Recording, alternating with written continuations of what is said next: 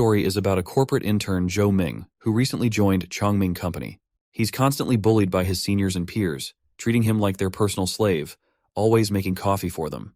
However, not everyone treats him so harshly. There's this lady who advises him to stand up for himself and learn to say no to the others. Upon seeing her, the guy starts blushing, and I dare say he's quite smitten. Anyway, we find out this girl is Su Ruoqing, a senior at the company who also attended the same university as our hero. She's been the only one showing kindness to him in this company so far. He blushes as he steals glances at her. In his moment of awkwardness, he clumsily overfills the coffee cup, burning his hand and soaking his pants. The girl quickly grabs tissues and starts blotting the coffee stain, getting close enough to make the boy blush even more. Seeing his embarrassment, she asks why he's so flustered, pointing out she's just his senior, not a stranger.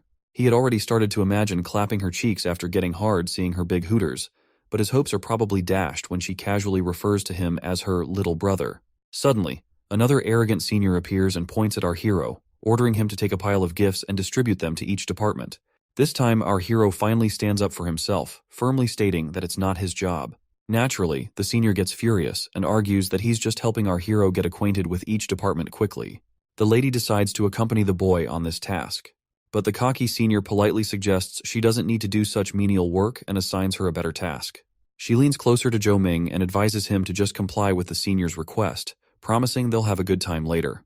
The boy agrees, but just then, the cocky guy slaps a heavy bag of gifts into our hero's face, causing the contents to spill everywhere. Once again, the cocky guy berates Zhou Ming for not catching the bag. Poor guy starts picking up the gifts, seething with anger once Senior Lin Xiong walks away, muttering about how he'd tear him to shreds if it weren't for needing the paycheck. Suddenly, his phone rings, showing an ad for some sketchy game promising an outlet for his anger, and freedom for all money-related problems. Despite knowing it looks shady, he taps the download button. In the next moment, arcane energy bursts from the phone, opening a portal to another world, and he's unceremoniously kicked through it. While rubbing his ass like he just got smacked with a bamboo, he turns and sees zombies trying to break through a fence to reach him. As he sees the monsters, it dawns on him that he must have stumbled into another world. Abruptly, a system window pops up, declaring that the Apocalypse Tycoon system is now bound to him, where he can exchange points using gold or crystals. It also warns of a 12-hour cooldown before he can jump once again back into his own world and this apocalypse world. While he is feeling terrified by this sudden shift and system nonsense, the fence holding back the zombies collapses. The zombies immediately chase after him, prompting the scaredy cat to sprint for his miserable life. As he frantically calls for help, someone suddenly pulls the pin of a grenade.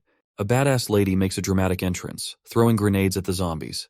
The explosions obliterate the zombies, and she lands gracefully as the blast behind her sends the undead flying.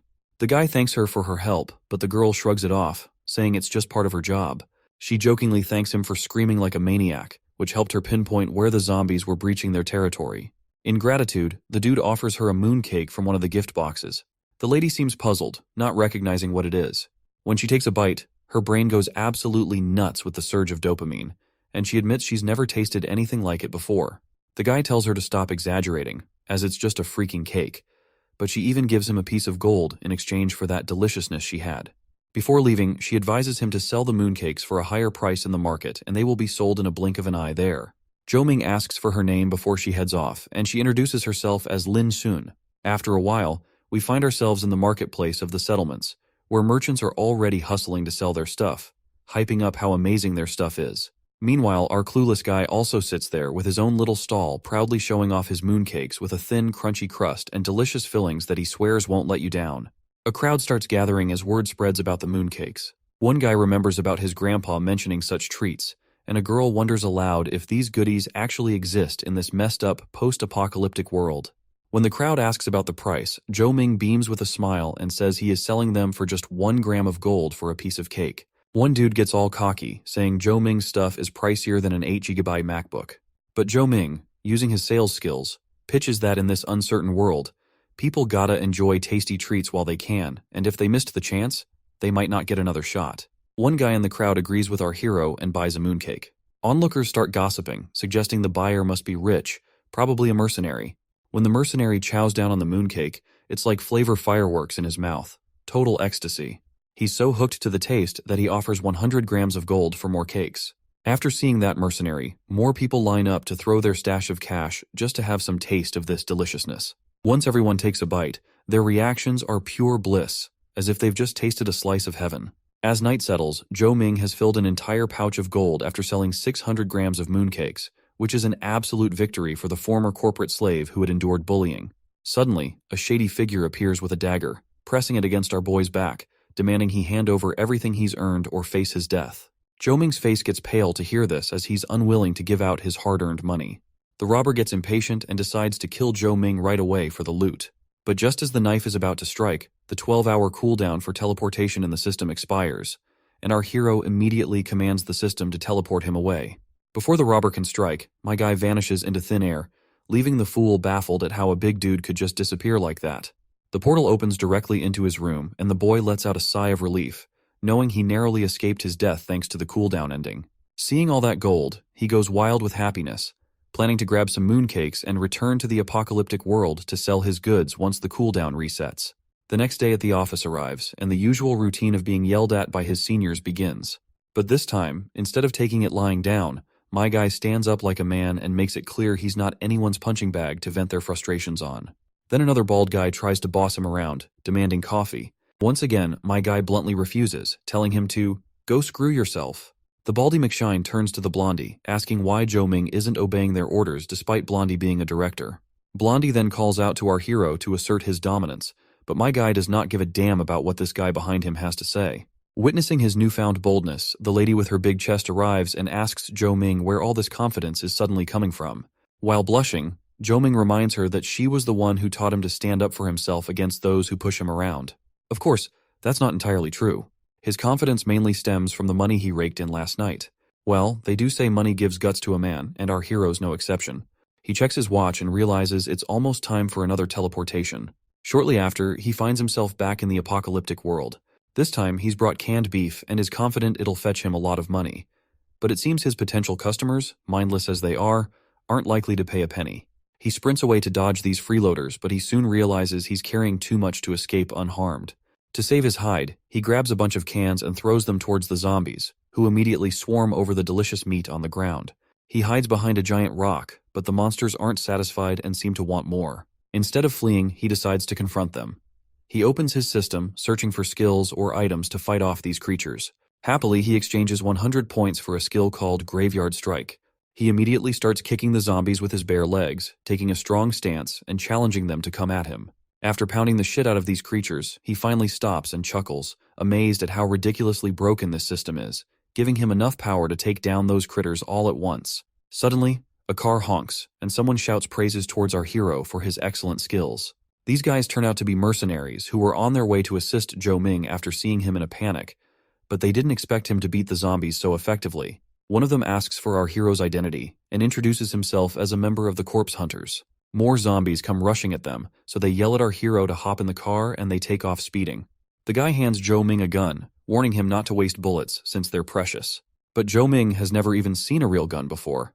He's stunned watching the skilled hunter take down zombies with such accuracy.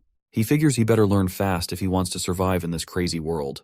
The driver tells Zhou Ming to start shooting right away, saying it's how you gotta live like a man.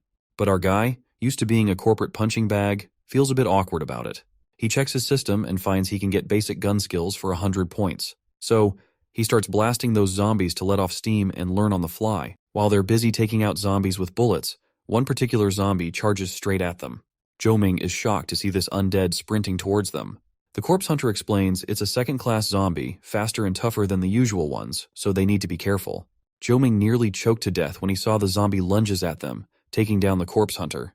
Before the poor guy is choked to death, Zhou Ming steps in. He delivers a knee smash to the zombie and shoves the gun's barrel into its mouth, blowing its brains out with the barrage of bullets. The corpse hunter gives props to our hero for his guts and strength, impressed by how he took down a second-class zombie like it was nothing.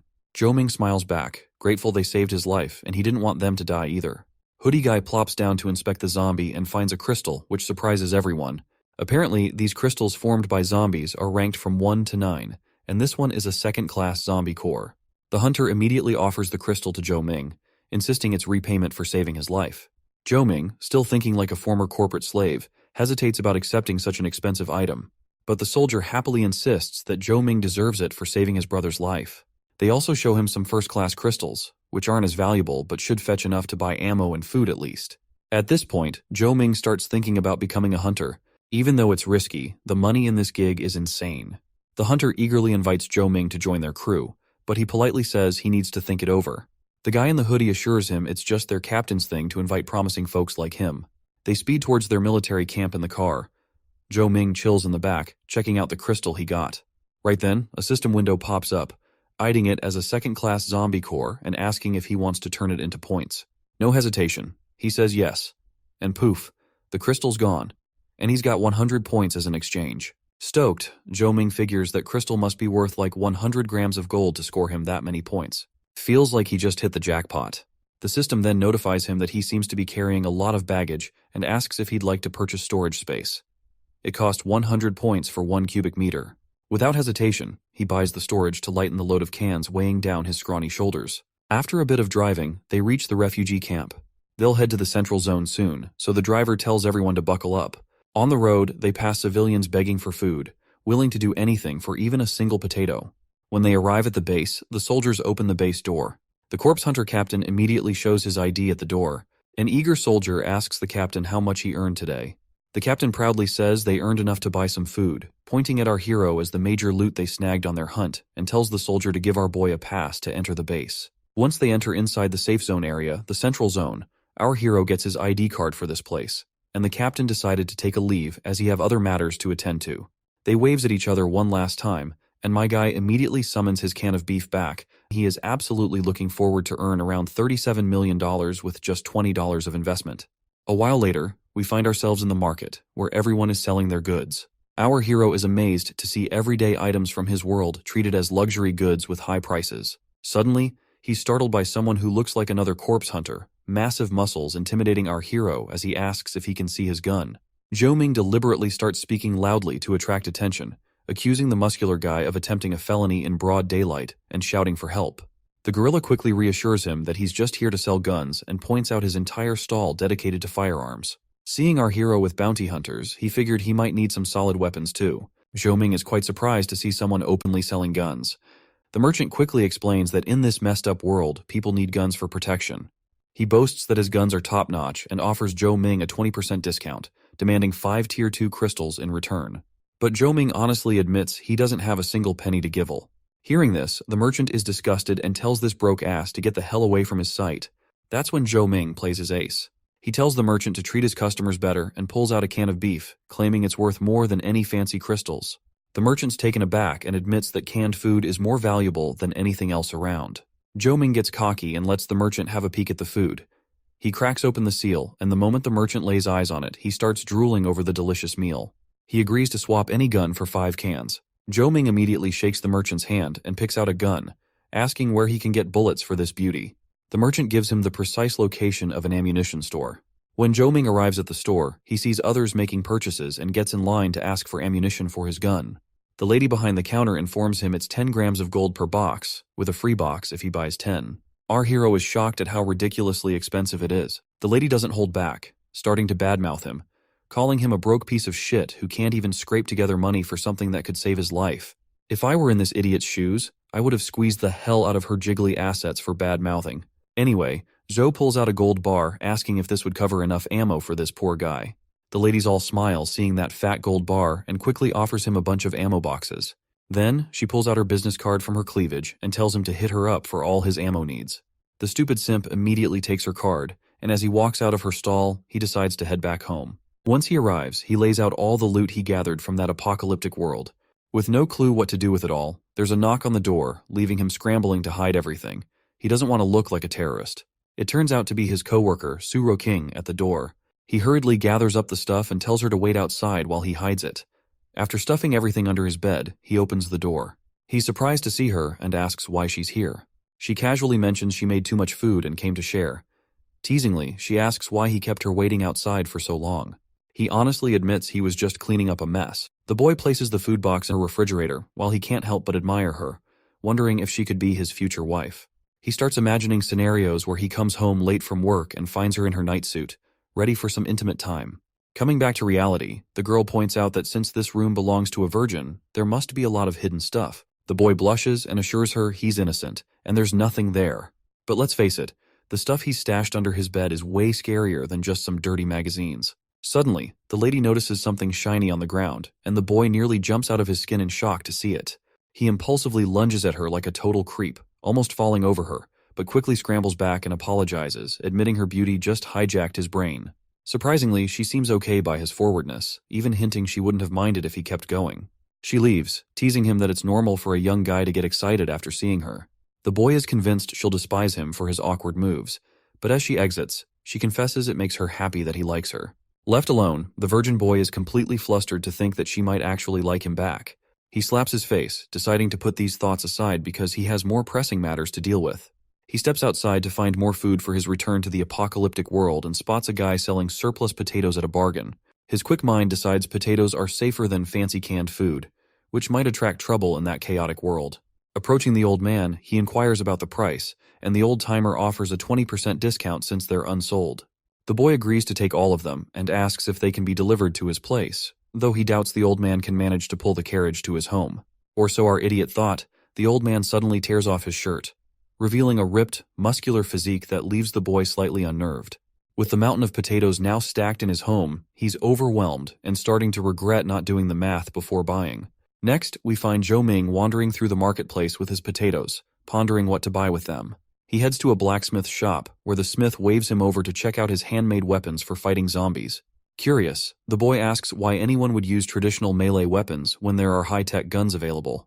The old man explains that while guns are effective, they're noisy, attract zombies, need frequent maintenance, and can become useless if something goes wrong. The best zombie hunters often rely on tried-and-true methods. The boy nods in understanding, impressed that there are alternative ways to protect himself when he runs out of ammo. The boy then asks for how much he is selling his weapons for, to which the smith says that he only accepts food as a way of payment, and he only accepted good food. The boy starts to feel a bit down, thinking the smith wouldn't be interested in something as ordinary as potatoes. But to his surprise, the smith gets all riled up, eyes gleaming at the sight of the fine potatoes with their golden peel and amazing smell. The old man wastes no time and agrees to exchange his best knife for the potatoes. He shows Zhou Ming the zombie slicer, a sword embedded with crystals that does significant damage to zombies. It's his most prized possession. Our clueless buddy is really confused, wondering if such a thin sword wouldn't break after a few uses. The smith assures him that the sword absorbs the crystals from zombie bodies, and the more crystals it absorbs, the stronger it becomes. Hearing this, the boy is thrilled. Who knew a sack of potatoes could score him something so valuable? Zhou Ming checks his stats and decides to spend 100 points to acquire elementary sword mastery. Feeling more confident, he heads out of the bustling marketplace and into the forested outskirts. As soon as zombies approach him, he swiftly pulls out his newly acquired zombie slicer. With a big smirk on his face, he swings the sword, slashing through the zombies' necks as effortlessly as slicing cucumbers for a salad. The sword moves with precision and grace, its surface remaining slick and cool even as blood slides off it, leaving it as pristine as if it had never been used. Zhou Ming is impressed with the sword's effectiveness and durability, feeling a surge of excitement knowing he's well equipped to handle the challenges of this dangerous world. He quickly collects the crystal from the monster he defeated. Suddenly, he hears a gunshot and spots a lady blasting away at some zombies nearby. She seems annoyed that these level 1 zombies aren't dropping enough loot for her to restock on ammo. When a level 2 zombie charges at her, she eagerly aims her gun, expecting better loot from this tougher foe. Despite emptying an entire magazine into it, the zombie with the long tongue remains unaffected by the barrage of bullets. She reaches for another magazine tucked in her cleavage, but the monster moves so fast that it grabs her hand before she can reload her gun. Her magazine falls to the ground, and she struggles to free her hand from the zombie's grip. Soon after, the zombie grabs her entirely with its tongue and starts slobbering all over her. The girl feels disgusted by the slimy tongue rubbing against her chest, though I'm pretty sure she might secretly enjoy it, who knows. That's when our hero jumps in, sword in hand, and slices off the monster's tongue in one swift swing. The monster screams in agony as our hero goes for another swing to finish it off for good.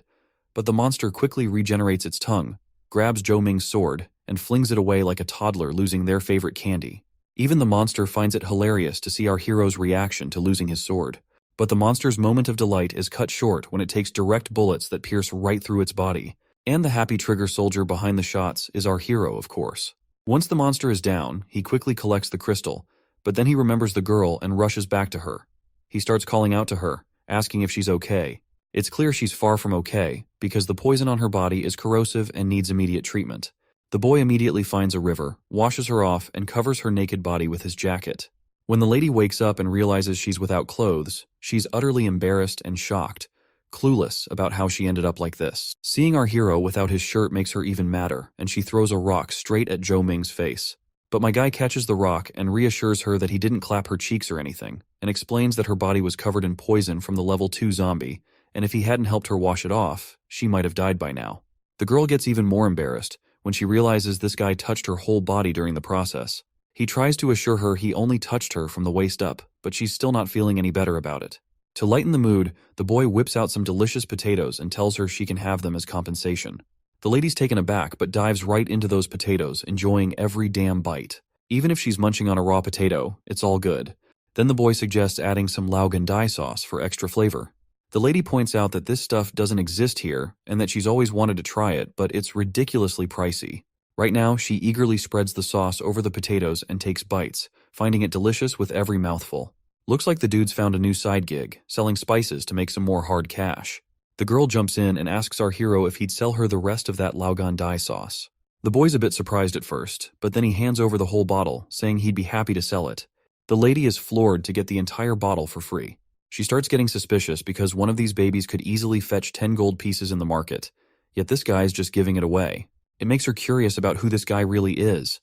Then the boy asks if she'd want more of this good stuff in the future.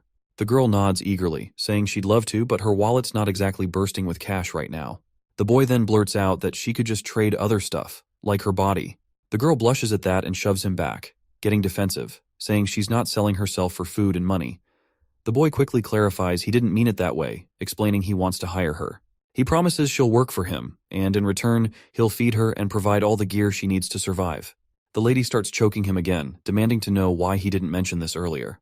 Then she agrees to his terms, but insists she's only working for him from now on, and won't do anything else he might be imagining under his command. The dude immediately starts daydreaming wildly, imagining her in a bunny suit, and the girl tells her to think of her as a zombie and urging him to shoot her with his gun, whatever gun that might be. You get the idea. Seeing him drooling, the girl jokingly starts choking him, and he quickly apologizes for his messed up imaginations. They get down to business, and Zhou Ming reveals that near the market palace, there are mostly low-level zombies. The girl explains that there are actually 9 levels of zombies, and there is a surge in the area of level 3 zombies. The boy looks confused and asks how there can be 9 types when he's heard there are only 8 levels. The lady clarifies that the 9th level is considered special because these zombies can vary greatly in strength, ranging from weak like a level 1 to strong enough to control level 8 zombies. As they walk, our hero smells a guy who reeks like death, almost making him gag. The lady points out that water is hard to come by, so it's normal for people not to shower for weeks or even 2.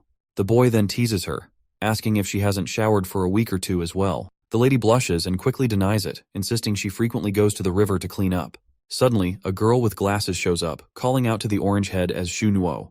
The white head charmingly asks why she's late. Xu Nuo rushes toward her friend, asking if the starving wolf gang didn't come to raid them today, to which the white-haired girl replies they have nothing valuable left here anyway. Suddenly, Glasses Girl looks dizzy, almost fainting, and abruptly collapses. Our hero rushes to catch her, asking if she's okay, and she just says she's hungry. Hearing this, the boy pulls out the potato, and Glasses Girl perks up at the sight of this deliciousness. As she digs into the potato, our hero asks who she is. Xu Nuo then explains she's her neighbor. It's funny how everyone around here seems to be munching on raw potatoes. The girl introduces herself as Wen Wen, the programmer girl, and for some of us, she's also potential booba waifu material. Anyway, Juno reveals that there's no working internet in this world anymore, making all her programming skills useless here. Hearing this, Wen Wen feels a chill run down her spine and agrees, saying that no matter how good her skills might be, they probably wouldn't even be worth a single potato peel in this place. But Zhou Ming encourages her to keep programming because he's interested and might even buy her work. He promises to compensate her for her efforts. In his mind, he explains to us that this era is technologically more advanced than his own, so he's confident there are talented people here who can help him build another business. The girl then shows us her pen drive, saying it contains all the data she's collected over the years for her program End of the World Encyclopedia. It includes details on monsters, geography, issues, resources, and can even perform data analysis. The dude is shocked to hear about so much utility in a pen drive, but then the girl sighs and admits it's only a semi-finished product. She needs more time and manpower to complete the full version, which seems impossible without help. She agrees with her friend that her efforts might be in vain and considers becoming a corpse hunter. However, the boy promises her food and safety as long as she can find someone to assist with the project and finish it on time. The girl gets excited and immediately agrees, saying she knows some programmers. As long as our boy provides food, all the research results will belong to him. After sealing the deal, they start getting buddy-buddy with each other, leaving Shunuo pouting cutely on the side, feeling jealous. She mutters that with all that food, she could easily recruit help from a hunter clan. Hearing this, the boy turns to her eagerly and says that's exactly what he's thinking. If they can gather enough people, everyone will get food, full equipment, and he promises to make her the leader. This gold digger perks up at the juicy offer, her frustrated jealousy turning into a happy grin. She lunges at our hero, hugging him so tight her boobs squash against his chest. Then she takes off, promising to return soon with a crew. Almost half an hour later, she returns with a bunch of people. Zhou-Ming doesn't seem entirely satisfied with the small group, but the girl puffs out her chest proudly, which she probably shouldn't being a girl, and declares they're all highly skilled. With proper feeding, they'll only get better. The boy introduces himself as someone who came from a faraway place who never lies. He explains that if everyone helps him, they'll be fed, and the more they work, the more food they'll get. Simple as that. Meanwhile, in the background, two people whisper to each other, plotting to take the food and run at the first chance to avoid zombie attacks. Just then, a bullet whizzes past their heads, hitting a tree trunk behind them. Our hero makes it clear to these terrified people that he won't tolerate any shady plans. Meanwhile, the others are thrilled to see the potatoes, believing their time of starvation has finally ended. After that, the boy decides to buy some equipment. Shortly after, we stumble upon a pair of zombie lovebirds in the woods, who are quickly obliterated by bullets by our hero's party members. The boy scolds them for wasting bullets, urging them to aim for the head next time. Suddenly, an annoyed pig-like dude emerges from the woods, arrogantly demanding to know who dares to shoot in their starving wolf clan territory. Recognizing the redhead, he gets even angrier, warning her to flee or face death. The lady just smirks, and her followers quickly aim their big guns at the pig-like guy.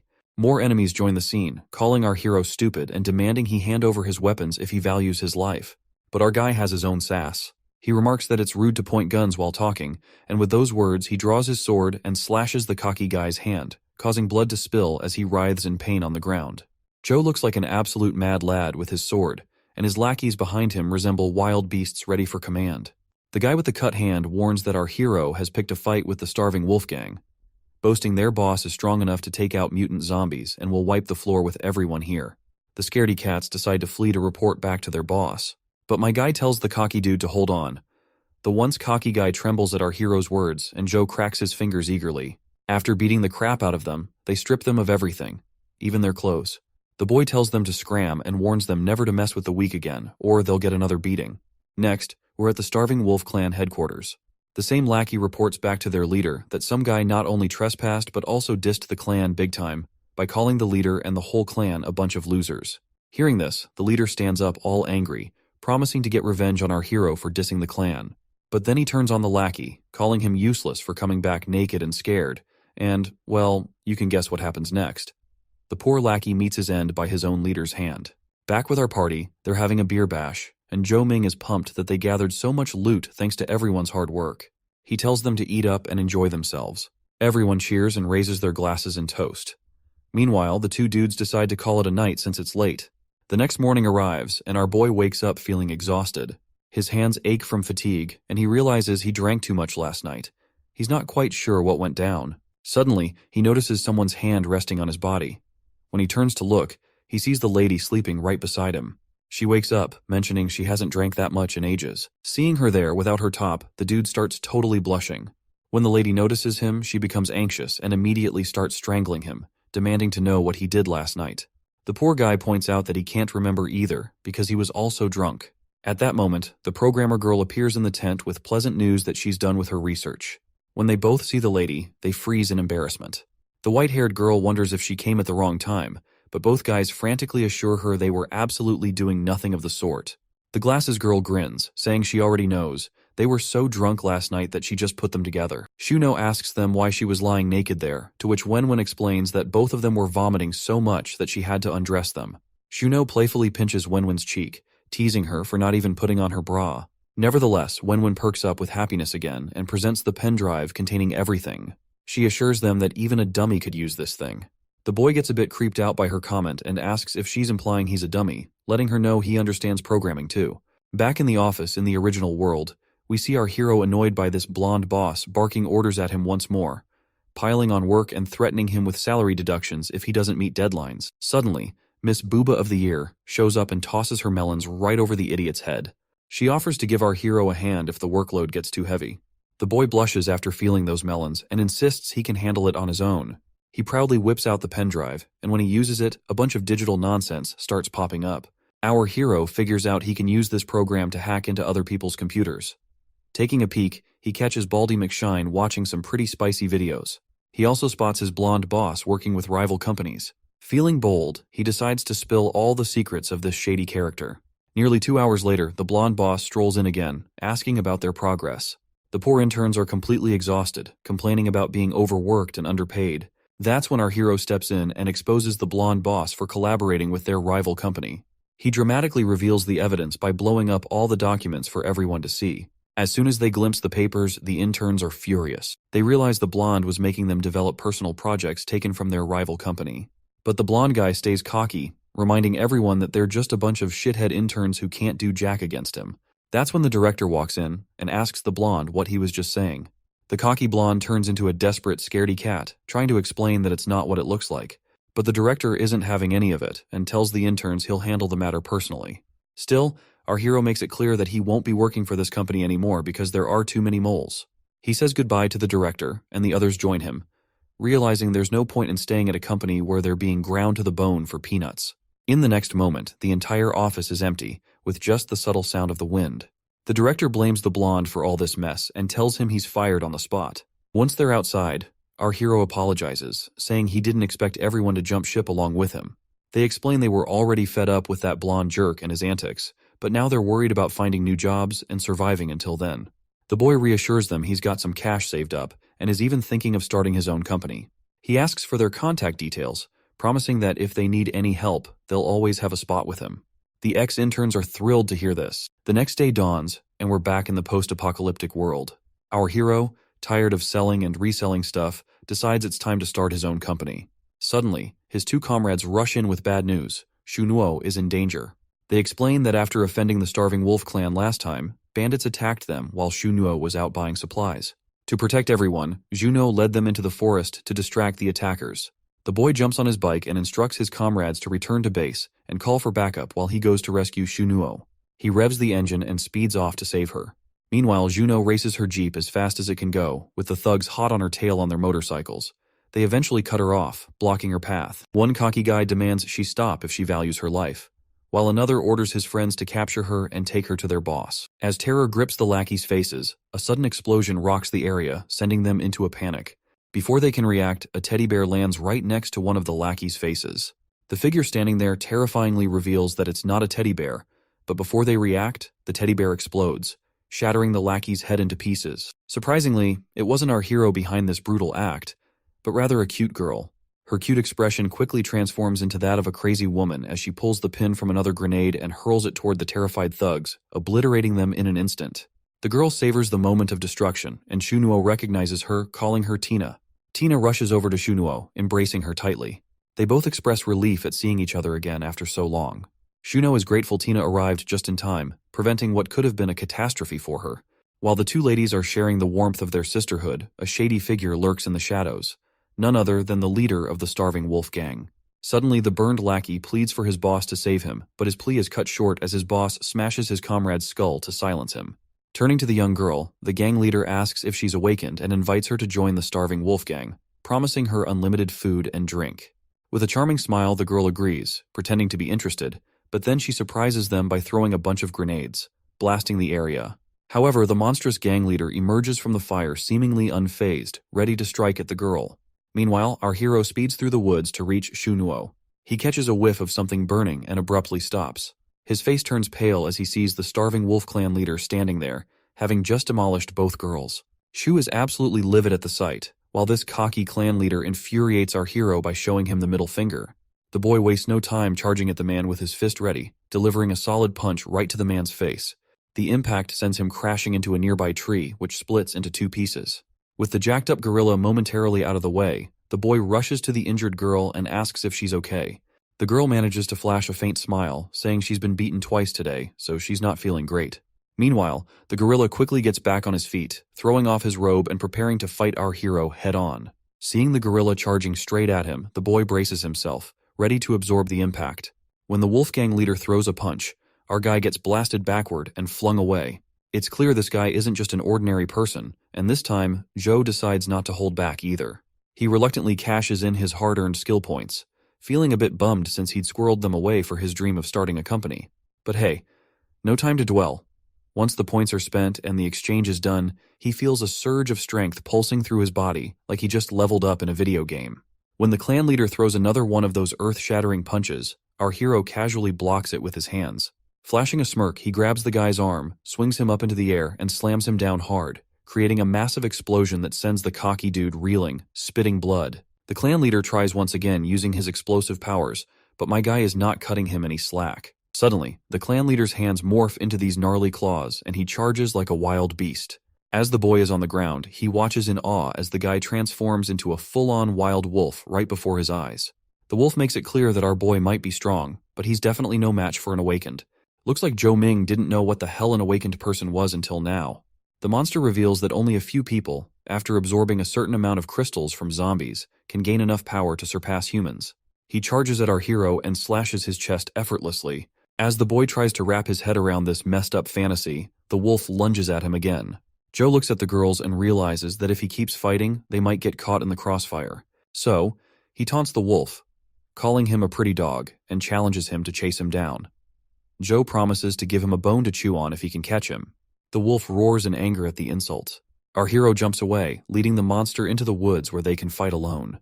The monster tells him to stop hiding and running, but Joe jumps from his tree perch with his blade in hand.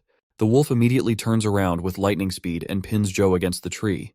The wolf boasts about his lightning-fast senses, claiming no one can ambush him. But Joe wasn't trying to ambush the thick-headed wolf in the first place. He simply puffs up his cheeks and blasts a foul breath right in the wolf's face. The wolf's keen sense of smell betrays him as Joe's bad breath overwhelms him. Joe realizes that no one, especially a wolf with a strong sense of smell, can withstand the stench of dumplings stuffed with chives, eggs, and garlic. The monster gets annoyed and swings his deadly arm at our hero, but Joe grabs his sword and slashes the monster's hand effortlessly, and further cuts it into multiple pieces like it's nothing more than a cucumber. With the monster dead, something shiny catches his eye near its chest, which looks like a rainbow-like crystal. Joe picks it up immediately and absorbs the crystal. A system window pops up, announcing that the host has absorbed a special crystal. The system levels up, granting Joe the skill known as Zombie Lord. With this skill, he gains the ability to resurrect, repair, and control zombie-type creatures that have lost their corpse crystals. Well, looks like our hero stumbled onto something pretty useful. He's stoked that he can now command those defeated zombies. Then bam, a new mission pops up. Build a shelter for at least 100 folks within a month. And as for the rewards, it is a juicy 3,000 points. But here's the kicker. If he fails, it's a death for our hero. The guy's freaking out about the stakes, but he shakes it off and decides to roll with it. Fast forward a good chunk of the day, and we're back at base camp. There's this new chick, Tina, introducing herself to our hero. Turns out she saved her sister Shunuo 3 years ago, and now she's rocking it as a solo zombie hunter.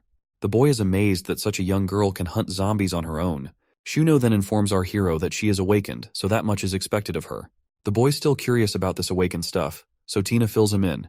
Some humans, after getting infected by those zombies, don't turn into zombies themselves. Instead, they form these colorful crystals in their heads. If they get a special corpse crystal, it can awaken them with insane powers. That's what they call being awakened.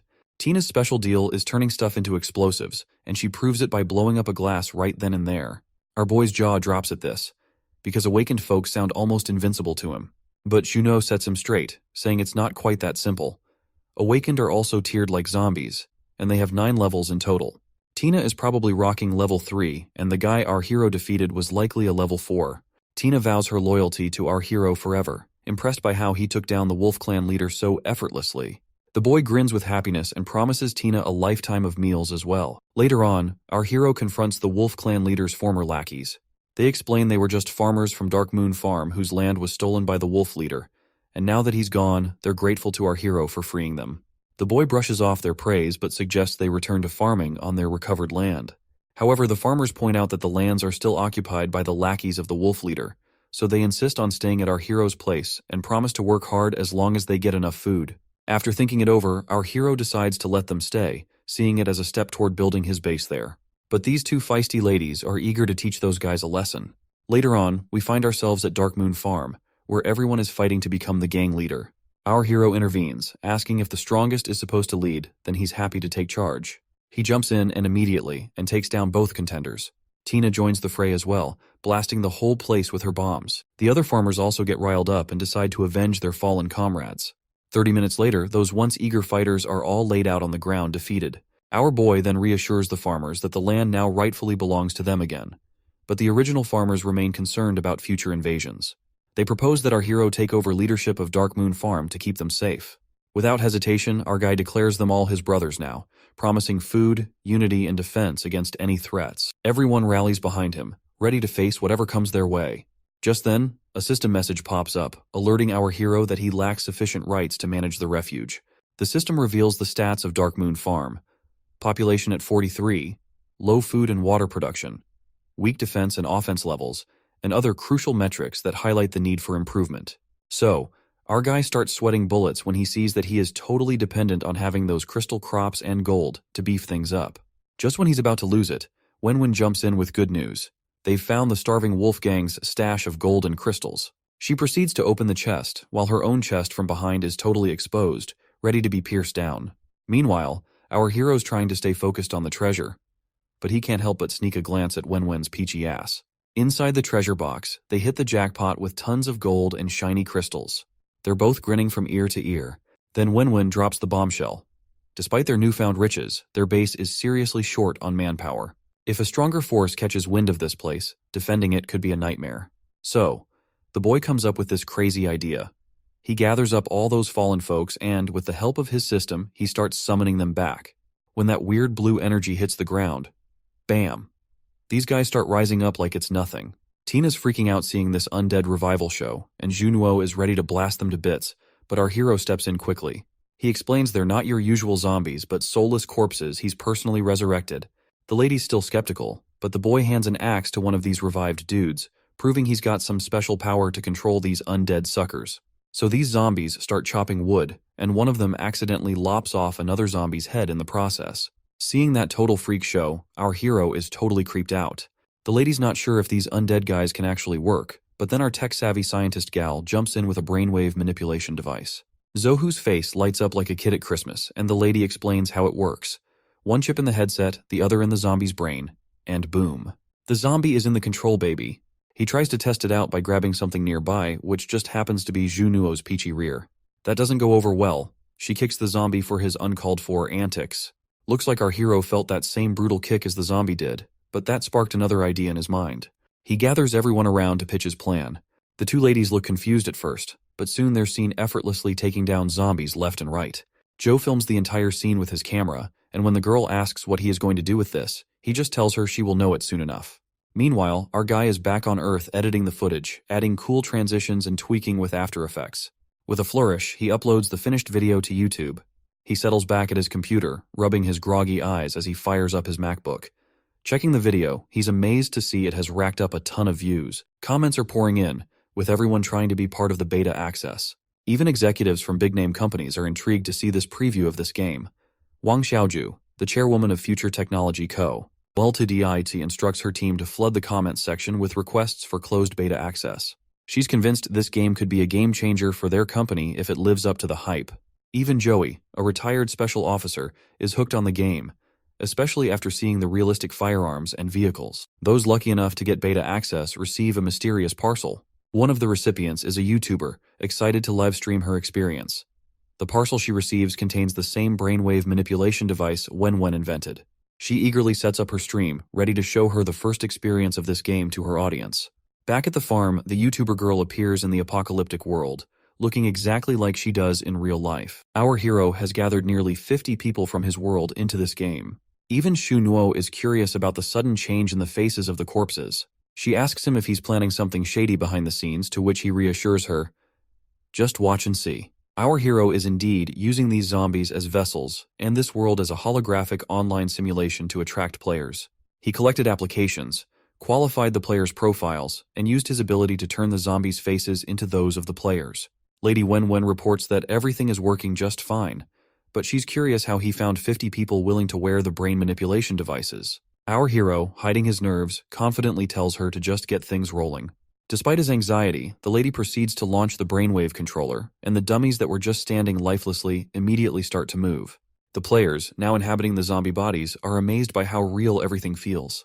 They begin exploring the apocalyptic world, interacting with each other and the environment, completely unaware of the true nature of their experience.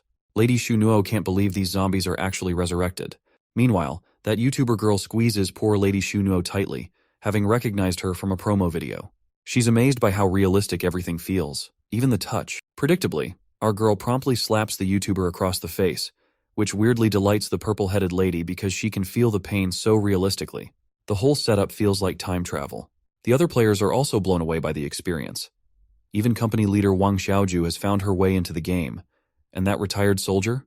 He admits everything feels real, though his body's a bit stiff. Just then, our hero Zhou Ming dramatically coughs, capturing everyone's attention. He welcomes them to Darkroom Refuge and introduces himself as its leader. He urges everyone to prepare for the new life ahead. First off, he lays down some ground rules. The most serious one, death in this game means your account gets wiped immediately. If you want to keep playing, you'll have to start over with a new character. That YouTuber girl Eggplant pipes up again, marveling at how realistic the NPCs look. She gets uncomfortably close to our hero, hiding a dagger behind her back. But before she can strike Zhou with that dagger, a bullet drills a hole through her head, eliminating her from the game instantly. After shooting her down, he addresses everyone, asking if they now understand why he emphasized the importance of not dying. Everyone feels uneasy, when suddenly the annoying eggplant lady comes back to life, seemingly happy, and mentions how realistic the feeling of dying was. Our hero proceeds to explain the second rule, that NPCs are different from players, and it's prohibited to harm or kill NPCs within the refuge camp. Violators will be immediately disqualified. He reveals that players can distinguish NPCs from players using the Observe command. The retired soldier Joey speaks up, questioning whether the rules apply outside the refuge camp. The hero confirms with a no, stating that the game offers high degrees of freedom. Theoretically, players can do whatever they want as long as they have the strength and equipment. The lady CEO raises a valid point, questioning how they'll build strength and gather equipment in such a realistic game. She wonders if it would not feel odd blasting everything like in other games. The boy explains that after killing zombies, they'll earn loot drops called corpse crystals, which can be traded for attributes and equipment. Completing NPC tasks in the shelter can also boost the shelter's reputation, which can be exchanged for materials and gear. He instructs everyone to mentally summon their stats and details by saying, "System." With an enthusiastic gunfire, he urges everyone to embark on adventures and enjoy themselves.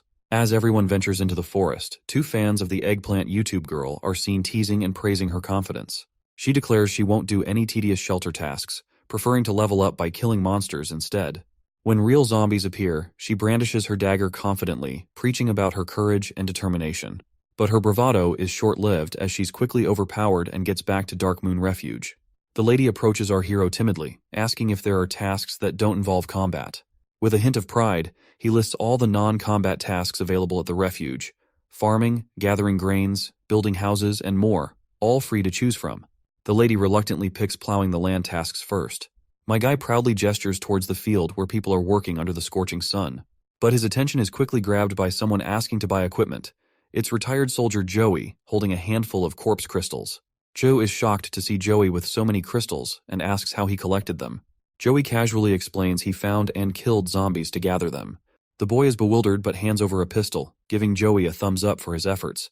Joey plays around with the gun, marveling at how real it feels in his hand. The boy sheepishly waves him off, telling him to return if he gets more loot to spend. The boy finds the soldier to be quite strong and is eager to enlist his help in his grand plan. Suddenly he's called out again, this time by the lady CEO who also wants to buy weapons. She admits she doesn't have any crystals, but confidently offers real-world cash in exchange for a top-up of virtual currency to buy what she needs. The boy dismisses her, explaining there's no digital money system in the game and all players must play fairly. The CEO lady gets mad, asking why he even made the game if he's not into making money.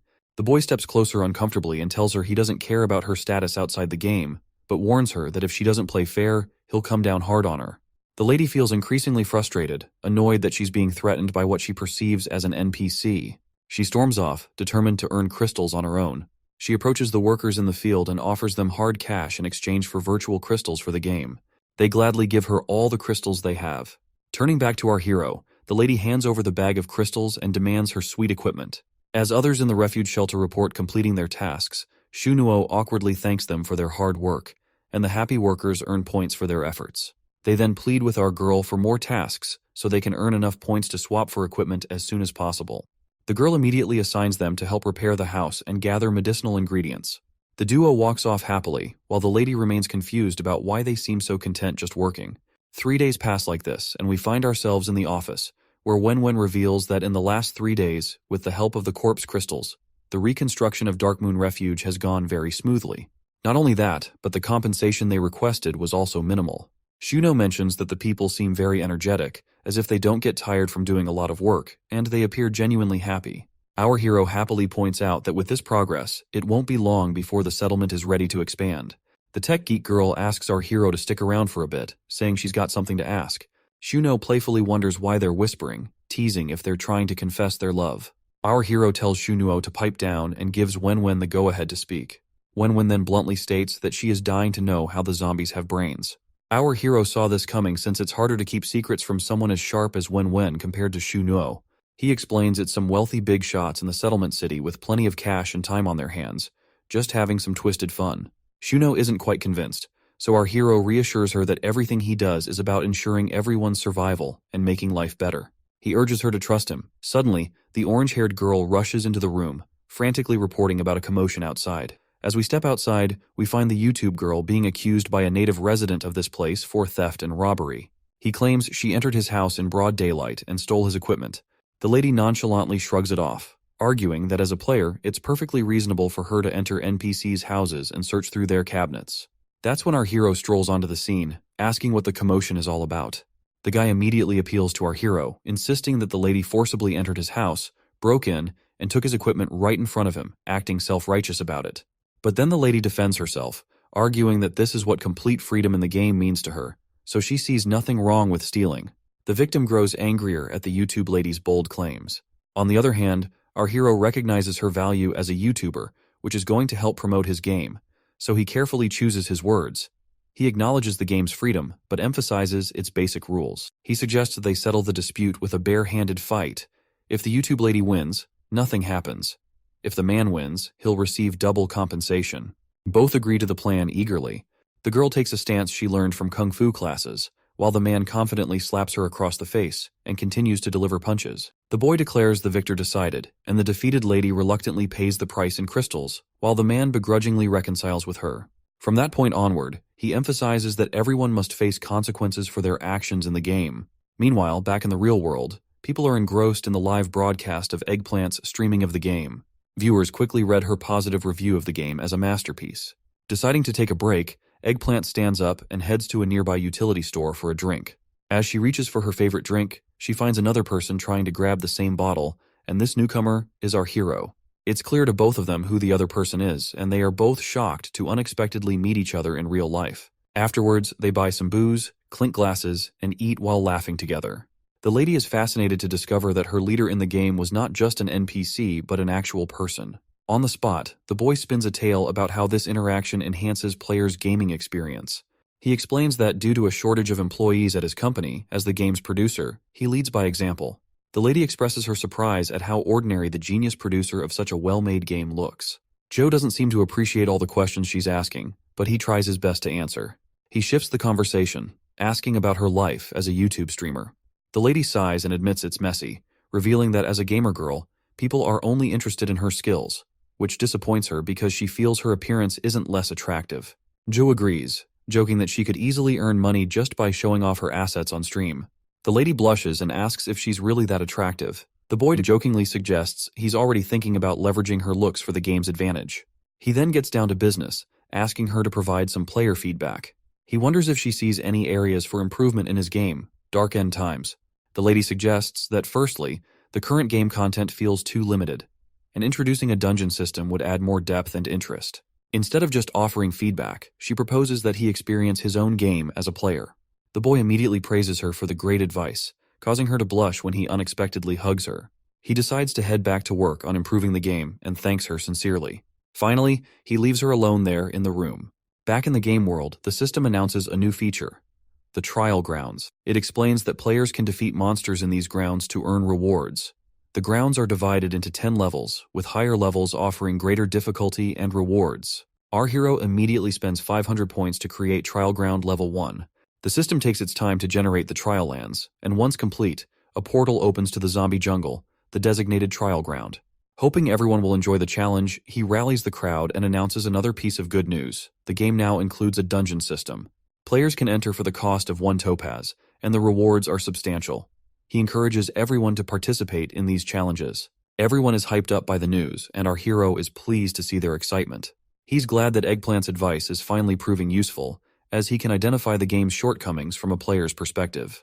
Calling on his system, he spends 100 points to transform his appearance to look more like a player. Thank God he changed, as we will not have to see that ugly face of his once again. Meanwhile, Eggplant is asking other players if anyone wants to team up for the dungeon, as they need 3 more members. Our hero approaches her from behind, asking if he can join her team. When she turns around and sees him, she gets all flustered and charmed by his new look, and she doesn't even recognize him, which leaves our hero a bit embarrassed. As the lady scrutinizes him more closely, she starts to realize he looks familiar. Our hero suggests they might have met before, but quickly changes the subject, urging her to recruit more people. Suddenly, more people catch their attention, and they ask if they'd like to join the team. Noticing their jacked-up bodies, she immediately deems them a good choice and allows them to join. Once the team is complete, she's all fired up and ready to clear the dungeon. Seeing her playful side, our hero figures that's probably why she didn't recognize him, but he's not complaining. Finally, they're ready to enter the portal. Some team members who've done dungeons before mention this place is tough to conquer and wonder if their equipment is too low level. Eggplant riles up her crew, confidently claiming her team will be the first to clear the dungeon. However, a system notification pops up, announcing that someone named Chow Yu has already cleared it. Eggplant's dreams of being the first are shattered, but then she scoffs, saying they're here to play the game, not to worry about who clears the dungeon first. Our hero quickly stops the soldier who cleared the dungeon and offers him a potion, advising him to drink it to avoid getting killed by bandits on the way back. The man gratefully accepts the bottle and thanks our hero for his generosity. A guy behind Zhou cockily asks why he's giving out supplies to strangers that could help them in the dungeon. Zhou firmly responds that it's his stuff and none of anyone's business what he does with it, leaving the guy seething in anger over the remark. The lady finally decides to head into the dungeon, and everyone starts to fade from their places, finding themselves inside the dungeon. Their mission is simple: kill the lower-level boss within 60 minutes. Eggplant is absolutely thrilled to see such realistic and vibrant surroundings, glad that our hero took her suggestions into consideration. The boy asks her if she knows the producer of the game. She proudly says yes, mentioning that she even taught him many things. Suddenly, one guy's face goes pale as he notices snakes surrounding them completely. These slithery friends waste no time lunging at everyone with their mouths wide open. The lady is absolutely startled and frozen with fear, but the boy immediately slices a snake in 2 and tells her that it's not the time to be scared because venomous snakes have little blood and can be killed in 1 hit. The other party members seem to be enjoying themselves while cutting down those creatures. The lady still fears these monsters, but she musters up her courage, grabs one of the snakes, and squeezes it hard enough that its eyes pop out of their sockets. Eventually, she tears the snake in 2. Once the snakes are down, the lady finally takes a breather. But then one of the dudes gets shocked and shouts in fear. When everyone looks around, they see that one of the guys has been bitten by a snake. He looks miserable and tells his friends to go on without him, but our hero reassures him, saying the poison isn't that potent and he should be fine once it's out. One of the dudes steps forward to suck out the poison from his friend's hand. Right on cue, he starts sucking the shoulder of his friend, and the creepy sight absolutely leaves our hero's eyes bleeding from how horrible it looks doing this lovey-dovey thing. The lady then pulls our hero aside and, once they're alone, she points out that her HP is dropping as well, because the snake has bitten her in a private area. The boy hesitates to look at her chest, but the lady tells him there's no need to feel uncomfortable since it's just a game. Our hero immediately agrees and confidently pins her to the tree, saying he's going to do what she asked. He starts sucking her chest, and the girl can't help but enjoy it a bit because it feels ridiculously real. The lady feels absolutely embarrassed afterward, while our hero seems to have had fun. Meanwhile, the other snake-bitten guy is feeling better and thanks his friend for helping him. The friend, feeling embarrassed, admits he was also bitten somewhere he can't openly tell, but the baldy insists on helping his friend. And when the baldy sees his friend starting to pull his pants down, he gets absolutely anxious and terrified. Meanwhile, our duo comes back, asking if those guys are done sucking and ready to move on. That is when Zhou Ming is a bit taken aback when he sees the badly involved with his friend's butt. The poor guy quickly clarifies it's not what they think, but our boy and the girl immediately tell them to keep their distance from now on. After a while, we see a swamp bubbling up, and our party keeps moving. The girl points out that since it's called Zombie Jungle, she hasn't seen a single zombie monster in this whole dungeon.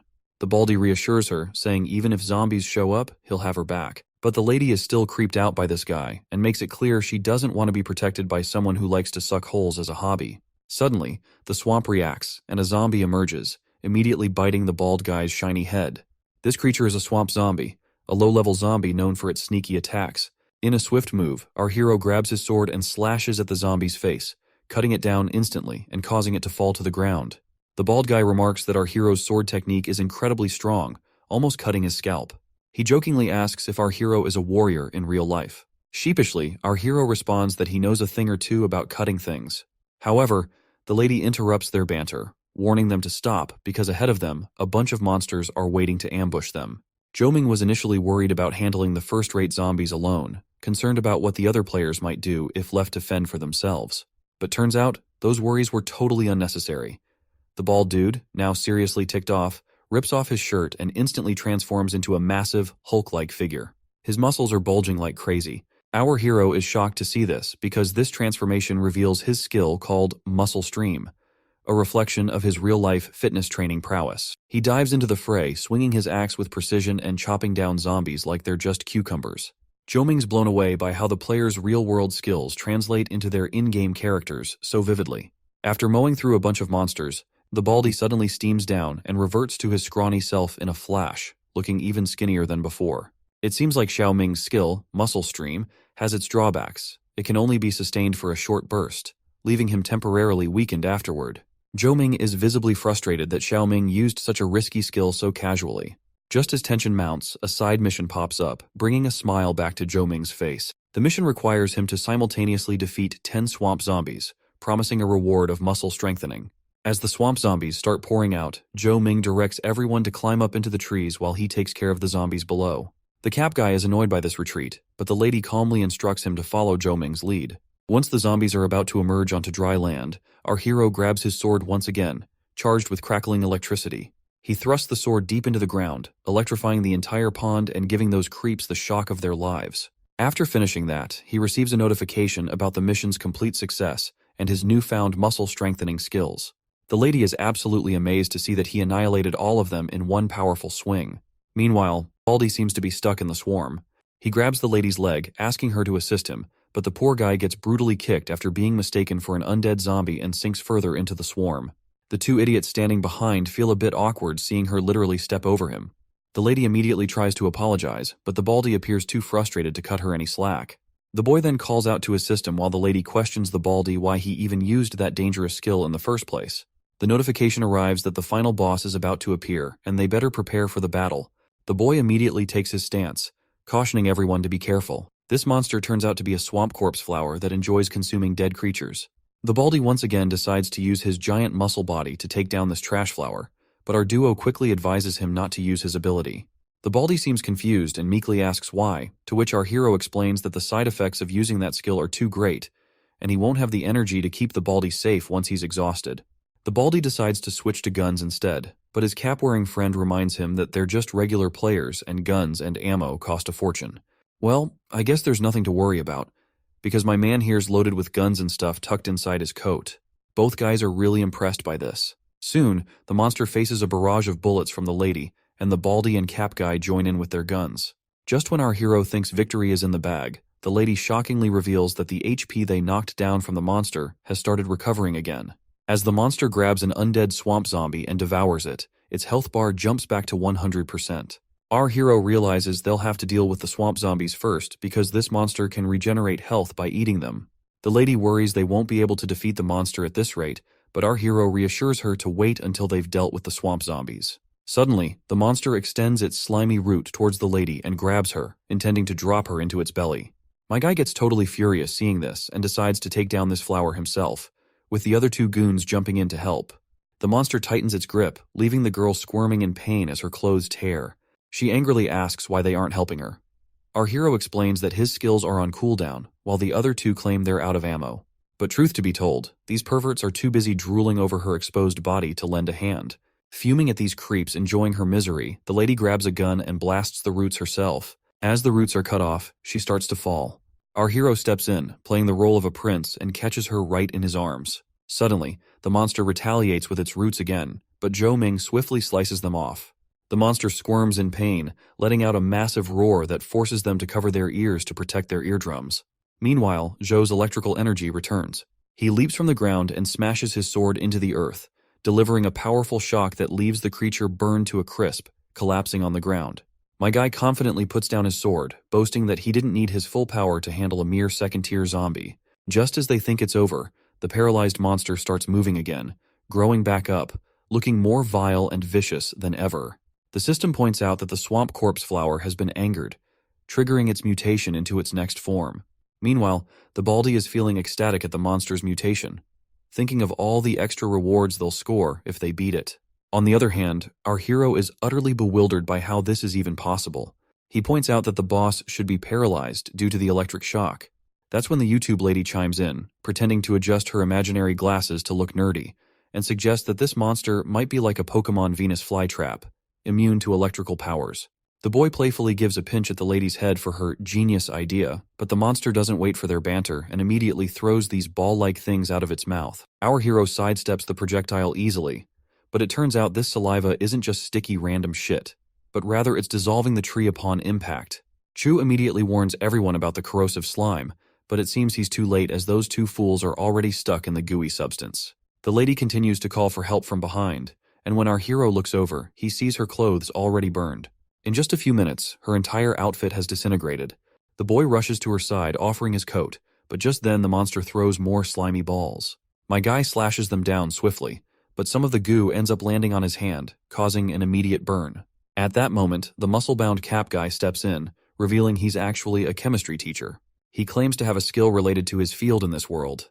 He explains excitedly that his skill allows him to combine the chemical properties of two items to create new properties. Now armed with a bottle of petrol and a piece of cloth, he confidently declares he can turn them into a knockout solution. Seeing this, our hero snatches the new item and cockily remarks that this chemistry skill isn't worth a penny, as all it did was mix two things together and makes it clear that he can do it better.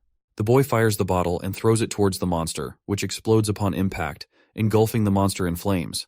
In a matter of seconds, it disintegrates into ashes, and the system congratulates them on defeating the boss monster successfully, promising extra rewards for taking down a mutated foe. Everyone is over the moon to see elite-class treasure chests shimmering before their eyes.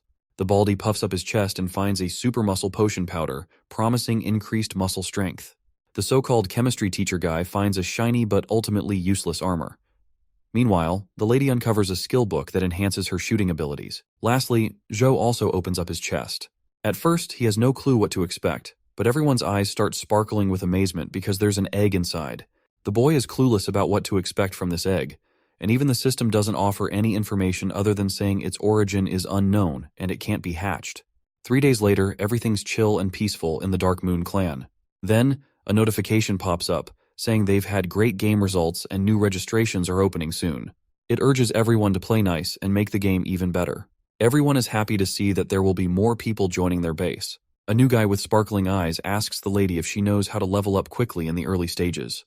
The lady simply hands him some tools and advises him that if he wants to get rich, he should start by cutting down trees and upgrading and plowing the ground first. The newcomers eagerly look forward to this task and immediately begin plowing the land. Meanwhile, back in the office, Lady Wen reports to our hero that the new crew is way more hardworking than the first bunch, and the shelter construction is going even smoother. The boy grins and says it's just the beginning. The real fun is yet to come. Checking the clan's progress, they've made big strides. The standout is now having 89 people in their clan, which means there's a surplus of labor. The lady wonders aloud if they should set up more bases to create more job opportunities. The boy starts thinking it over and concludes that to keep people engaged in new activities, he should expand. He asks if there are any strongholds near Dark Moon Refuge that could be used. The lady confirms there are, but they're already occupied by zombies. Not only that, these strongholds fall under the management of central settlements, requiring authorization to obtain management rights. She reveals that after the apocalyptic crisis, the regime collapsed and the rules shattered. Settlements began managing their territories independently, each one's managed by different big shots, but the top dog, known as the Viper, reigns over the central settlements and calls the shots. But the boy brushes off the concern, confident that as long as they can amass power, everything will go smoothly. Suddenly, Juno arrives with terrible news. A small team from the central settlements has shown up to collect taxes. Looks like our boy has not to wait anymore since he was already eager to be done with these folks. Outside, a portly guy with his crew introduces himself as a tax officer sent by the settlement center. According to the law, 50% of the output must be paid as taxes every month. He demands the clan hand over what they owe. The farmers voice their disagreement, reminding him that when this place was under the starving wolf clan's rule, no tax collector dared to show up. The fatty immediately pulls out his gun, shutting down their objections. He squeezes the trigger without a second thought, but his jaw drops when the bullet lands square in the chest of none other than the chemistry teacher guy. Looking anxious and bewildered, the fatty glances around, expecting to see someone injured or worse. The farmer asks the teacher if he's okay, and the teacher assures that he's fine, all thanks to his armor. While he boasts about his protective gear, the others find it quite creepy that he willingly took a bullet to the chest. Nevertheless, our hero, Zhou Ming, shows up and introduces himself as the leader of the refuge. The fatty introduces himself as well and demands the taxes to be paid. But the boy immediately reminds the fatty that when the starving wolf clan occupied this place, no one came to help the people, so it doesn't make sense why they should pay any taxes now. The fatty responds, insisting that the central settlement has strong military power which can't be ignored. Besides, they have already sent people here multiple times. But the boy calls out the fatty for only showing up to exploit honest poor people, never caring otherwise. Since our hero isn't backing down, the fatty decides to shoot him. Before firing, he gives a final warning. Either pay taxes or our hero gets a bullet in his chest, confident that he's the only one here with high-tech weapons. But my guy just snaps his fingers, and a whole platoon armed with high-tech weapons appears on the scene. Meanwhile, the guys stand shoulder to shoulder, grinning and enjoying the sight of the fatty making a terrified face. Reluctantly, the fatty decides to retreat for now, but Zhou Ming pulls out his own guns and declares he's not backing down. The fatty remains cocky and arrogant with his words, leading to another hole being added by our hero next to his original one. His entourage helps him walk away, his rear end still bleeding from the gunshot, and he continues to spout threats. The lady and the rest of the crew respond with a middle finger and some sharp remarks. However, Lady Wenwen is absolutely terrified because they've just offended the central authority, and that's never a good thing. But the boy declares he doesn't give a damn when it comes to his clan's people's well-being, and he'll never bow his head to others. The lady agrees, pointing out that our hero is right, and these newcomers seem genuinely courageous and ready to fight, unlike the previous batch. The boy nods in agreement, especially after observing them. They look like they're from chaotic evil camps. The scene shifts to the notorious Central Settlement, where we meet the Viper for the first time. The fatty immediately briefs his boss on how these guys shot him and are ready to rebel against the settlement. The Viper isn't thrilled to hear his lackey got shot in the buttocks, but the lackey pleads like a cute puppy, arguing for a chance to teach those rowdy people a lesson. The Viper decides to swing by and see our hero himself, curious about Zhou Ming and wanting to check out his achievements, but he insists on bringing a gift. The lackey asks what kind of gift they should prepare, and the boss immediately says he wants that fathead's head. Next thing you know, a snake goes right through the fatty's noggin. A few days later at Dark Moon Refuge, everything seems chill. People are having a good time, though there's the usual bickering over little stuff. Meanwhile, our hero's up there with his binoculars, scanning the whole refuge camp.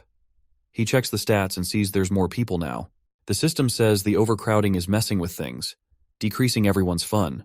Joe grabs his head in confusion, unsure how to handle the increasing number of residents without more uncharted locations or places to expand their territory. Suddenly, a Lamborghini zooms into the scene, speeding through the refuge camp. Everyone perks up at the sight, and two people step out of the car. One is the Viper himself, and the other is likely his secretary. The Viper politely requests to meet the leader of the settlement. The farmers, however, get defensive and ask if he's here to cause trouble. But the Viper maintains his politeness and apologizes for the trouble caused by his subordinate. To make amends, he presents a gift to the people here. The lady reveals the gift: the head of that fatty guy, the tax officer. Everyone is shocked to see the head of the tax officer presented as a gift. At that moment, our boy himself shows up and promptly invites the Viper into his office to talk. The Viper exchanges pleasantries and asks our hero to lead the way. But before heading, he instructs his secretary to guard the door and notify him immediately if anything seems off. Our hero leads the Viper into the office, while the lady remains outside, keeping a watchful eye as instructed. The Baldy can't help but marvel at how realistic the NPCs in this world look. The YouTube lady decides to approach the secretary with her usual energy, but retired soldier Joey warns her against it. The lady proudly asserts that she's brave and great at flirting with girls, so she'll handle it fine. So, Lady Eggplant starts playfully teasing the secretary girl. The secretary challenges her, saying if Lady Eggplant can beat her, she can do anything she wants. The others in the background get excited to watch these two girls spar. Meanwhile, back in the office, our hero politely asks the Viper why he's here. The Viper bluntly states he's interested in the refuge settlement. If our hero hands it over to him, he promises a reward that would set him up for life. Not only that, he offers access to the noble area of the central settlement, where our hero could live like a king. Shuming wonders if such a heavenly place exists in this world. The Viper asserts that what others see as hell is only for the weak. For strong individuals like our hero and himself, it's paradise. He makes it clear that as long as individuals are strong, they can have women, wealth. The Viper viciously states that our hero doesn't need to bother with the insignificant fools of this refuge settlement, as they would also be treated well. The boy smiles and considers it an attractive deal, but he bluntly refuses to give up his territory. Viper's face turns cocky upon hearing the rejection, feeling utterly humiliated. Zhou emphasizes that he values freedom and refuses to be confined like a canary in a cage. The Viper becomes increasingly aggressive, warning our hero that there were others who spoke like him once, but they now lie 6 feet under.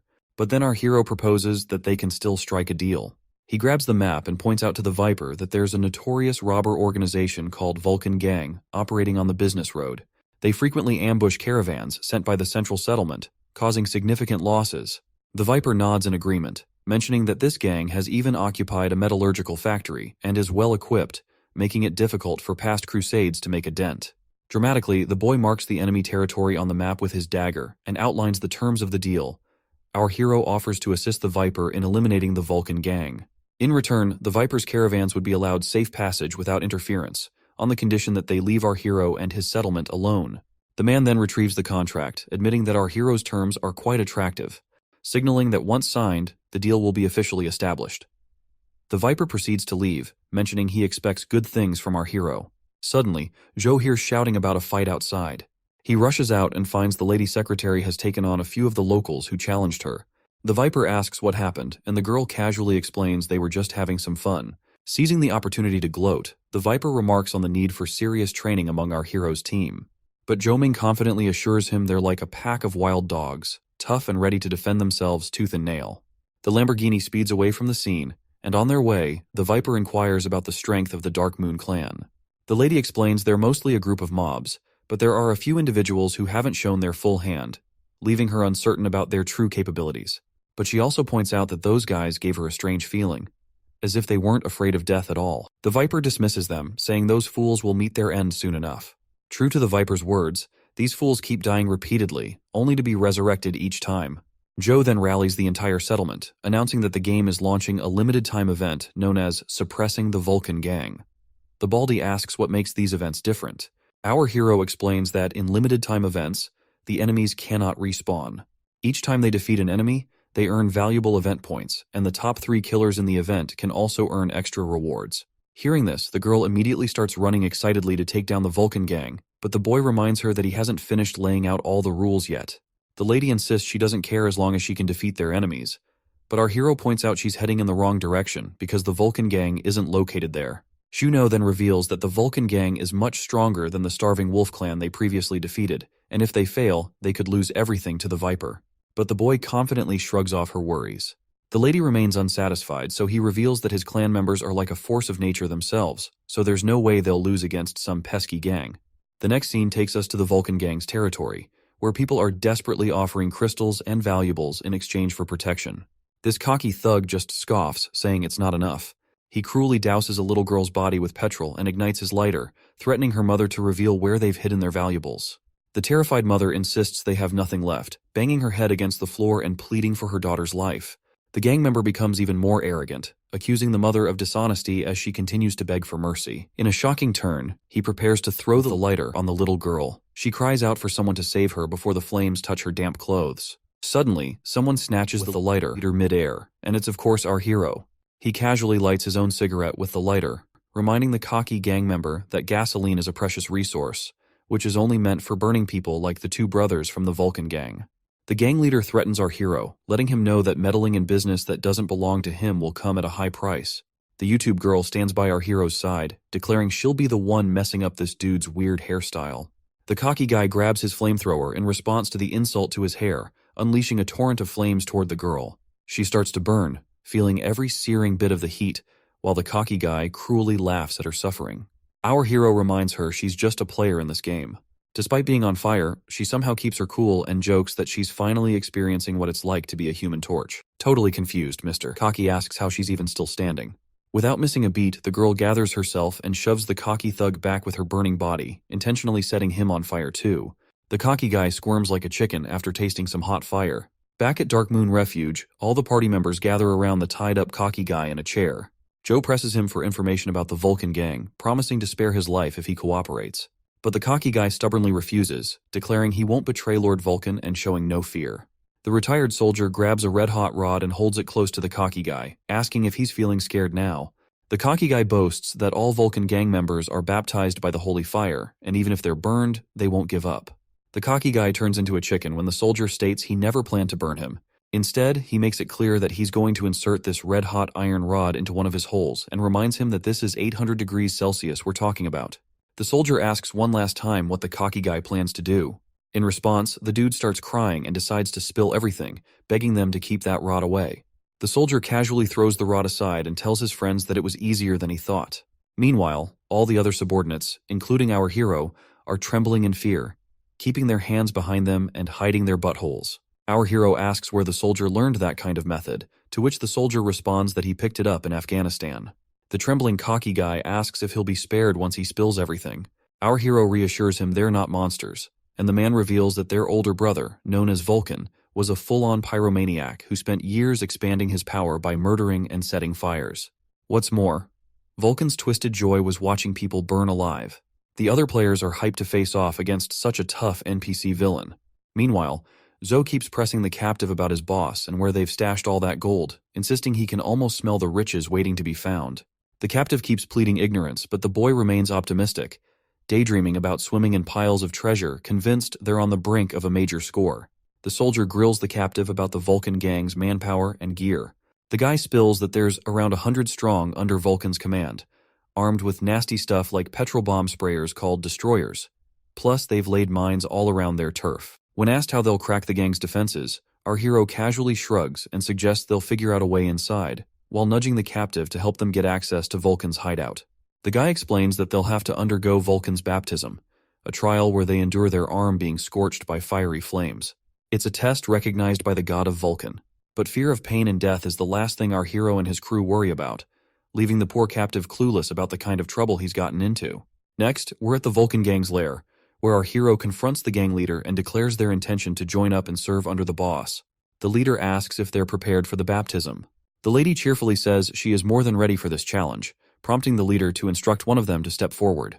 Our hero steps forward confidently, placing his hand on the table. The orange-headed guy with the flamethrower steps up and immediately throws some hot flames at our hero's way. But Joe seems unfazed, handling the heat like a pro, and mockingly asks if this is actually a baptism. The orange head gets annoyed and cranks up the flamethrower, asking our hero if he is now finally enjoying the intense Vulcan baptism.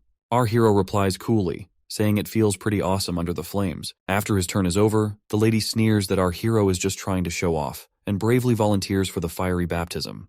The orange head gives her a controlled burst of fire, because he is confident that it's enough for her. But the girl, initially standing strong, soon starts to squirm in pain as her hand feels the burn. Next up is our retired soldier, who closes his eyes and tells the orange head to start the show. The poor orange head is starting to wonder if any of these three are even normal, but he throws his fiery flames anyway. The soldier endures the heat stoically, unlike our YouTube girl. Impressed by their resilience, the masked guy announces that all three have passed the test and are now official members of the Vulcan gang. The soldier regrets not turning off his pain sensors, but he's not complaining. He wanted a realistic experience of this game. Suddenly, another guy appears, introducing himself as the gang's military advisor. He congratulates everyone for joining and offers them a mission, seeing it as a great opportunity for the newcomers. Our hero quickly figures out that this guy must be testing their abilities with this mission, eager to see what happens next. The YouTube girl is also looking forward to it. As expected, the old man announces their mission, to intercept a commercial vehicle from the central settlement and loot everything. The boy points out that the three of them might be too few for such a job, but the old man assures them that elite members of the gang will join them. The boy thanks the old man for this opportunity, as expected of the counselor. Once they leave their meeting place, they're amazed at how smoothly everything went. The soldier remarks that things are about to get serious, but our hero reassures him that it's just a game, telling him to calm down. Suddenly, something falls from our hero's pocket. When the lady picks up the bottle, she asks, "What the hell is this?" The boy immediately gets terrified to see this, and the lady reveals that it's the same thing she saw him putting on his body. The boy freaks out, realizing she was peeking at him while he was showering. No wonder he felt cold back then. The lady blushes and denies such accusations, insisting she just happened to pass by. The boy quickly tells her it's just normal sunscreen, but she's not buying this bullcrap. "Well, why would a game character need sunscreen?" she asks, annoyed. Our hero spins another tale, saying it makes you look attractive. The lady, intrigued, starts demanding some for herself. Well, this isn't actually a beauty cream. Since our hero isn't a virtual character but an actual human, he can't adjust the level of pain like the other players. He has to rely on this tool to pass the Vulcan test. A while later, our hero meets the other party members. The orange head introduces himself as Hot Pot, their senior. Joe then asks Hot Pot if he has any advice, to which Hot Pot replies that he's become a fan of our boy's resilience ever since he passed that baptism test, and now wants to be his pro bro. Joe Ming is a bit creeped out by all the flattery, but reassures him that since they're working together, they're buddies now. Hot Pot then decides it's time to get ready, because their target is about to arrive. So, the entire gang hits the road in their cars. The gang leader watches them go, feeling suspicious about the three newcomers, suspecting they might be spies sent by Viper. The old man agrees, which is why he sent them to steal Viper's own goods. If they show any abnormal behavior during the raid, they can burn them alive. The leader nods, saying they will face death by fire if they deceive him. A while later, we find ourselves at the Wasteland transfer station. There, everyone is eating some weird food. Other than Hot Pot, everyone is creeped out by the raw bull eyeballs. The guys awkwardly say they're not hungry and tell Hot Pot to eat alone. The orange head starts digging into the food, saying they should replenish their energy before the raid. The boy expresses his worry about the raid, saying that if they're going to loot commercial vehicles, they must have guards. If those guards know how to play with fire, things could get tricky. The orange head reassures him, saying they've already arranged road mines and can blow up the convoy car before striking the commercial vehicle. The soldier picks up a mine and, using his military knowledge, explains all the technical specifications of this bad boy. The orange head is amazed by our retired soldier's ability to read the specs at first glance, and makes it clear they're about to teach a lesson with these bad boys. Just then, commotion erupts as the target commercial vehicles roll into view. But before that could happen, the story cuts off right there. Looks like we'll have to wait for the next chapters to drop to see what happens next.